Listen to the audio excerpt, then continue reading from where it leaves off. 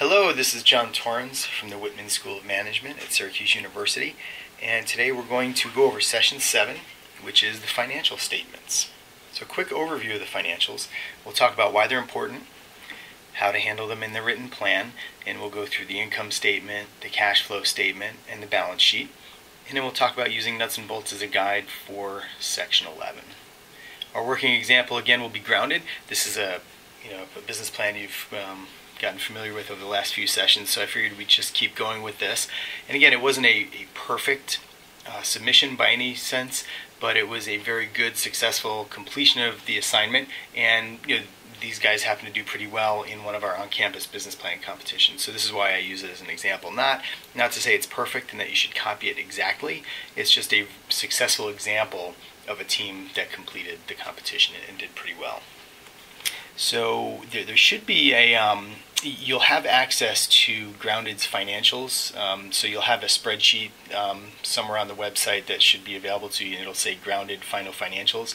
And again, use that as a template. So one of the nice things about that is it's got a lot of the formulas and relationships already built in, so you don't have to build your financials from scratch. The downside of that is that if you don't tick and tie every single cell, and you kind of leave a lot of Grounded's information in there, it won't be accurate for you and you'll have some problems. So, please use it as a template, but obviously, you need to put your own data in there, otherwise it won't be accurate for you. So just real quick in terms of the suggested format for the financials, in general you'll put your financials in the appendix of the plan, and you'll just kind of highlight them or put little snapshots in the written plan. But in general, for the income statement, also called the profit and loss, the cash flow statement, and the balance sheet, you need to do it monthly for the first year. And that's generally because investors or judges, they want to take a look at how everything's looking for the first year. And the expectation is that you'll not necessarily break even in the first year, but you'll be kind of close, and people can look at how you're doing and get a much more detailed look at your operations. So monthly for year 1, and then annually for years 2 through 5, and that's generally adequate. Now, if for some reason you have a unique type of business model and you're not going to break even until year 4, but once you break even you're going to have exponential returns, that's perfectly fine, and it's defensible, but you should probably do monthly statements for income, cash flow, and balance sheet until break even, if that's the case. In general, if you're going to break even in year 2 or something, you can go with monthly for year 1, annually for 2 to 5. But if you have an exceptional type of model where you're going to be losing money for the first few years and then breaking even late, you might want to detail it in monthly statements just so people get a level of comfort with it. So this is Section 11 in nuts and bolts, called the financial plan. And it doesn't take up a lot of real estate in the plan, but it's very important. So a couple of tips I guess I'll share with you. One is that when judges or investors look at your financials, they kind of go into it with this bias that they don't believe it anyway, right? They kind of feel like there's something wrong with them. They're looking for what's wrong. So they call what you write management's case, and they're going to look at it for all the problems and holes in it. Okay, so it's up to you to kind of disclose how you came up with your numbers, and we'll talk about assumptions and things like that later. But just know that going in, that they assume that you're wrong or inaccurate, and they're going to be looking, they're going to be kind of loaded for bear and going after your financials. Especially if they look especially attractive, that's going to draw a lot of attention. All right, so don't take it personally. The financials just happen to be an area where judges and investors spend a lot of time, right? Because that's where the rubber meets the road, I guess, in terms of the plan. So these are all the sections. A couple of them we might not take a lot of time on. We'll spend more time with the bottom 3 there. But you've got your highlights, you've got your key assumptions. So the highlights, that should be short and sweet, maybe a paragraph. Talk about your break even, maybe something interesting about your revenue model, or your cost structure, your economic model, something, but don't go on and on and on. I mean, you should be able to handle that in a paragraph. That's generally acceptable. Then you've got your key financial assumptions. Now, in the last section, we went over critical risks and assumptions, and those were generally for the business in general, right? So the concept, the regulatory environment, something like that. These are the key financial assumptions. Now, if you've covered them in the previous section, you don't have to go into depth here, but you should mention them because this is the financial section. But usually the preferred way to do this is to footnote your financials, right? So if you're having your top line sales of $1 million, you put footnote number 1, and you go down to the footnote and say, based on our sales projections, and then maybe you also have a little sheet for your sales projections that show where you got that information from. So use a lot of footnotes, and that's usually a better way to do it. Key cost controls, my personal bias is on this section. You've handled that already in section 4, which was your economic model. So you don't need to put a whole lot of detail in there. If you want to roll it into the highlights, that's perfectly fine. But again, not a major deal breaker for this particular section, because what they're really looking for are the next 3 things, which are your income statement, which some people call your P&L or profit and loss, your balance sheet, and your cash flow. So let's get into it all. So highlights, this I've just given you a copy of the text that Grounded used, and again, keep it short and sweet. So you notice a couple of things. They talked about how long it's going to take them to break even. Then they talked about the sales and the units that it's going to take, and then they talk a little bit about why they operated at a loss for the first 6 months, how they'll maintain positive cash balance even though they're losing money, which is the injection of their seed round of capital. And then they talk a little bit about how they're going to kind of pull it together and finally make money. And then they talk about their exit strategy, which in their case was a supposed acquisition by the end of year 5. And of course, if that doesn't happen, they're just going to go for further organic growth. So that's the highlight section. Short, sweet, and you don't have to use a lot of real estate on the page for that. All right, key financial assumptions. Again, some risks are going to be covered in prior sections, and that's totally fine. You may also use footnotes on your financials to explain your assumptions. So that's what we talked about earlier, and I've got some examples for you coming up that just kind of shows you the footnotes. And sometimes it seems like it gets kind of ridiculous, but I promise you, if you footnote every line of your financials, nobody's going to be upset with you, right? Because they'll be able to look at the line, because normally what happens, they'll look at it and say, that's ridiculous. What makes people think they're going to be able to do this? And then you go down to your footnote and you explain what makes you think you're going to be able to do this. And then if you need to, you provide a supporting sheet or a document or something.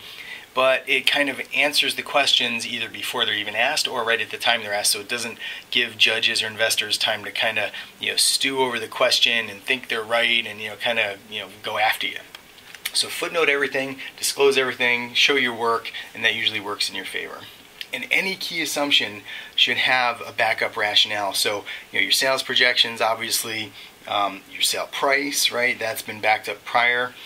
Anything, even your rent, right? So, in your income statement, whatever, if you're spending $10,000 a month for leasing an office space, you should be able to refer to, a spec sheet from a realtor's website that says, hey, for this amount of square footage, this is what we're going to pay. So literally anything in here that could possibly draw questions or fire should be backed up.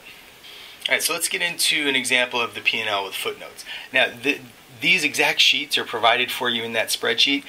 And like I said, they're not perfect, right? These were students who did the best they could under some serious time and pressure constraints there. But they're good, right? Not perfect, but good. And you can certainly use them as a template, but you'll have to modify them for your own concept. So this is year 1 for Grounded. Okay, and you'll see on the bottom where they have the assumptions and all their footnotes.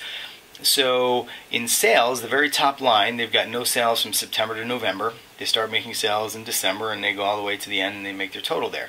They've got footnote A, and you go down to the assumption, it says based on sales forecast, will not insure shipping costs from online, will be up to the customer, all this kind of thing, right? On the next slide, I'll show you where they actually got that from. All right, but here, so it shows you their sales, their COGS, and then all their overhead and their expenses, total expenses, net income before taxes. If you got their sales tax expense in there, you'd be surprised at how many people don't account for sales tax, right? So in Onondaga County, which is where they were proposing to do business, it's 8%. So that's what they budgeted in, and they went from there. And you can see they've got a net operating loss up until February when they finally start to make money. Not a lot of money, but at least a little bit. And they show a net loss for the entire year, but it's in that 7th month that they finally break even and start to get into positive cash flow territory, or positive income, rather. So that's a P&L with footnotes. And again, you can see they've got footnotes A through O. I mean, it looks like, it looks like every single line on this sheet has been footnoted. And I don't know for sure, but I believe that this is one of the reasons that the judges or investors had some confidence in it, because it's a completely different conversation just to have this sheet up there with absolutely no footnotes or explanation than it is to have explanations, right? Because then it can maybe focus the conversation in the Q&A a little bit more. It can get a little deeper, a little more quality than just starting with, hey, what are you basing this on? And then you have to waste some time explaining what you're basing it on and then get deeper. So it's a very helpful strategy. So on the next slide, their footnote A on their P&L, or their income statement, talked about their sales forecast. And it said, hey, based on our sales forecast. And they also gave them this as their sales forecast. So this kind of gives them a little bit more rationale. And this is also footnoted. Okay, so they've got price, and then they've got footnote A. Retailer units sold will be 90% of total units sold. And you can see how it gets somewhat detailed, but this is very, very helpful. So again, this isn't obviously a financial statement. This is just backup for a line item on a financial statement. And you'll notice, the initial financial statement I showed you was just monthly by year one. In the next slide, this is the income statements or P&L in years 2 through 5, and this is rolled up. It's just on an annual basis, so you're not showing monthly in any of these years. It's just the entire year. And the reason is because you're really not in a net loss situation. Right, there's net operating income, so nobody's really going to reasonably have to look at every single month to see where the problems are, or seasonality, or anything like that. And again, if your concept is unique in that you don't break even till year 5, but then you have exponential returns, it might be in your best interest to give more detail. Maybe not monthly in years 2 through 4, but maybe quarterly, for example. All right, so the more detail you can provide, the better the Q&A might go for you. Okay, and again, you can see nearly actually every line except for gross margin is footnoted. So this just basically, tells the people who are asking questions where you got the information, and it helps focus the Q&A too. So instead of asking questions about where you get the information from, you can go a little bit deeper. All right, so that's income statements, and again, this is all provided for you in the template spreadsheet. So we've tried to make it easy for you because we know you're trying to do this business plan, and hopefully your idea is to actually launch the business. And instead of taking all the time to do the formulas and the mechanics of the spreadsheet, we just can give you one that's already set up in a pretty successful way, and you can modify it to suit your needs. All right, so balance sheet, next slide. This is the pro forma balance sheet for year 1. You can see it's just the first year, first 12 months, and again, you've got all the footnotes. So, just a couple things on the balance sheet. You'll notice it generally starts on the asset side. It starts with the most liquid type of asset. It goes down to the least liquid type of asset, right? So it goes, cash, AR, inventory, equipment, depreciation, things like that. And then on the liabilities, again, it's the most current liabilities all the way down to the less current. So just a real quick tip on this. Judges will often use the balance sheet as a quick screen, for example. So they'll kind of go through, and if it doesn't balance, so if your total assets do not equal your total liabilities and equity, you'll get an automatic ding for whatever reason. And this is just a really easy way to destroy your credibility if your balance sheet doesn't balance. So again, use the spreadsheet we provided and put your own numbers in, but make sure it ties to your income statement, right? So all this stuff has to reconcile, and it's really key that your total assets equals your total liabilities and equity. If it doesn't, you got to kind of do some investigative work and go backward. And if you decide just to kind of use a plug and just put the number in there to make it work out, you may get away with it, but chances are somebody's going to catch it. So you should try to do this the right way. And again, balance sheet is is all footnoted as well, and it tells you where it comes from. Now in the spreadsheet, if you just click in the cell, you can see in the calculation bar where it's pulling information from, right? So you should be able to, to make some sense of it when you're using it. So that's year 1, and that's your balance sheet. And then the next slide, this is balance sheet years 2 through 5. All right. So, for example, with this one, if you look at year 5, your total cash is $40 million plus, right? I can promise you that, I don't remember the Q&A, but that probably drew all sorts of attention from judges and investors because it's a big number. So you want to make sure you have your backup and your rationale ready to go. Again, is it realistic? Who knows? You can only, these are just numbers on a page. You only know if it's realistic based on the conversation and the rationale and the footnotes and that kind of thing. All Alright, so that's your balance sheet. Again, it's just years 2 through 5, and if your concept doesn't break even until much later in this 5-year term, you might want to do it monthly or quarterly for a longer period so people can evaluate it. And the way you would do that is just, you could basically just copy year 1 of your income statement, cash flow, and balance sheet, and copy it and call it year 2, right? And then roll all of those up into whatever year it happens to be that you show it annually. So we've tried to make it easier for you, but the fact is this is actually still quite a bit of work to put these together. So that's income statement, balance sheet. Now on the next slide we'll go over cash flows. So cash flow, this basically just shows cash coming in, cash coming out. It's not necessarily your profitability, right? Because the P&L or the income statement is based on accrual accounting. This is just based on cash in and out. So this is pulled right from Grounded's business plan or their financials, which you have. Although I tried to snap it into the slides here as if it were an Excel sheet, and I don't know if that's any easier for you or not. Maybe it is. But again, this is monthly for year 1. Okay, and if you go to the next slide, you've got cash flows year 2 through 5. So a couple tips on this. Actually, one major tip. It's on the bottom, see where it says ending cash, and if you flip back to the cash flow for year 1, you can see ending cash. Really, really important that you do not have negative ending cash, because if you have negative ending cash, it means you're out of business, right?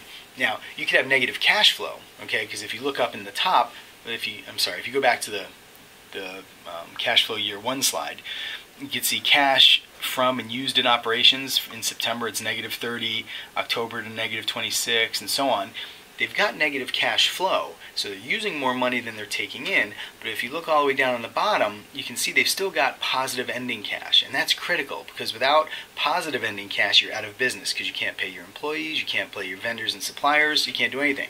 The reason they have a positive cash balance is because you'll see that they've got net cash flow from investing, right? So in month 1 in September, they've got $300,000 investment, and then they've got the team members who each contributed $2,500. So their cash flow from financing activities is $310. So they got the injection up front, and now they're just kind of burning through it. Okay, so you can have negative cash flow from operations, but maintain a positive cash balance, and that's critical. So again, this is kind of used as a quick screen. So a judge might look at your balance sheet, make sure it balances, and if it does, that's great. They'll go to your cash flow, and they'll make sure you don't have any negative ending cash. And as long as you have that, then you've kind of passed the basic screen, and then they're willing to get more into your financials. If you fail those initial screens, chances are it's going to be a really uncomfortable Q&A based on your financial statements. So just I guess a heads up or a tip, a common question regarding cash flow statements would be, if they see your ending cash being kind of low. So in Grounded's case, they don't necessarily have very low ending cash, but suppose you had an ending cash of $10,000 in one period. That might be a red flag, because an investor or a judge might say, well, what happens if you don't meet your sales projections, or you have more expenses, and then you run the risk of running out of money? What do you do then? Right? Because they want to make sure their investment is secure. So if you have really low ending cash and you're cutting it kind of thin, they're going to want to know, all right, well, if that happens and you get even thinner, what can you do with your expenses and your costs, or what can you do to increase sales? So you might want to think about that. On the other hand, Grounded is a good example. They have their lowest ending cash in their first year looks like it's about $127,000, which is a lot of money. So a totally valid question might be, well, why do you have so much cash on your balance sheet? Can't you be deploying that in some way? Can't you be using it for R&D, or to build up your inventory, or to pay a sales force?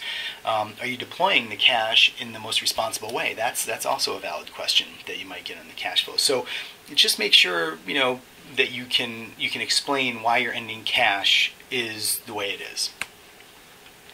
And so that's your cash flow statement. And then, we'll go back to years 2 through 5. And again, this is pretty simple, because in their case, they're cash positive, and they've got growing ending cash each period. But again, if you're cash flowing negative for the first few years, maybe you've got a very high-tech invention that's waiting on patent protection. But once you actually start to cash flow positive, it's going to be a huge return for the investors.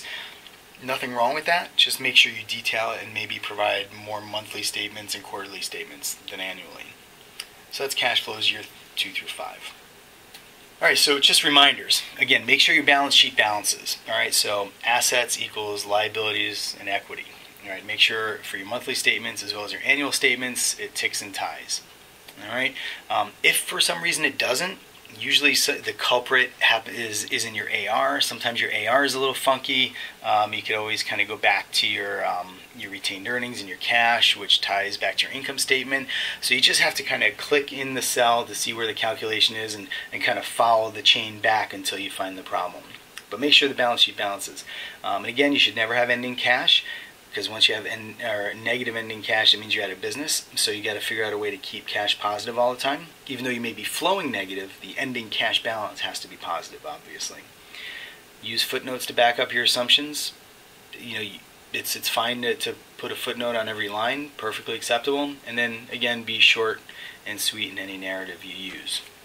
Good. So that was the section on financials. And next week we're going to do session 8, which talks about sections 8 and 12 of your business plan.